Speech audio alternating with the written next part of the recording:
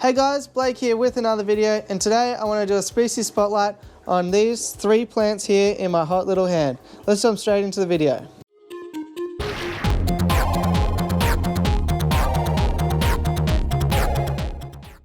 Okay, so as you can see here, these plants are all distinctly different.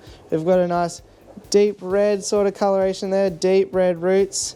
This one here got sort of more autumnal colours here, sort of oranges, greens and stuff. There is a bit of duckweed in the roots, forget about that.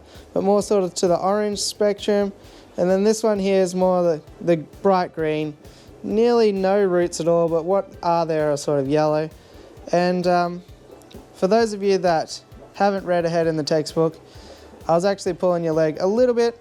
These are all the exact same plant. This is all Phyllanthus fluitans, red root floater, and I thought I would show you this today because I've had sometimes I sell this plant to beginners and they might get any of these spectrums here and they'll be confused that it's not the same as what they've had before. Needless to say, if you put this one in more of a low light situation, it will quickly turn into this one and vice versa.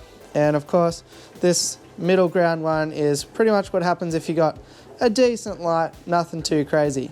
So why do I love this plant? This is one of the most versatile floating plants I think that you can have. First of all, you can grow it at all levels, beginner or not, lighting spectrum or not. Nothing too crazy, like even a high-powered floodlight would probably do the job. Mainly you just want a fair few lumens hitting these guys, otherwise they do tend to sort of do this sort of stuff and melt away to next to nothing, or they will be super slow growing, where in this sort of environment they're going to be super fast growing, almost up to the extent of duckweed. So why do I love this plant? First of all, it's a great way to get red into your aquarium if you do struggle to grow those red plants at the bottom of the aquarium. So why not move the red that you want in the aquarium to the top level where the light is, make it easy on yourself. That way it doesn't really matter how deep your aquarium is, you can get a little pop of red in there, and certain fish are going to really pop when they get another color of red in the aquarium. As well as that, they do have a nice little root system on them, so it's a great option for spawning fish. You know, your egg layers and all that will be able to make use of those roots. And yeah, that's what's going to bring a fair bit of red into your aquarium. I like it because it is an alternative to the common sort of duckweed, frogbit, these sorts of things that a lot of us use. It's a little bit unusual. Some people might sort of be impressed, like, what's that thing you're running there? Which is, you know, always interesting. And yeah, I just like the versatility here. You can get a great gauge of how good your lights actually are by how this plant responds. So just like a canary in the mine, you can send this plant into your aquarium and quickly find out if your light is up to par or not. No pun intended. This plant here is also a great option as a plants for profit. A lot of people are seeking this for those sort of high-end aquascapes. Yeah, people looking for something a little bit outside of the box. So I've found it to be a pretty easy seller. But yeah, definitely just maybe you need to type up a little memo about why it's a certain color and why it might change over time.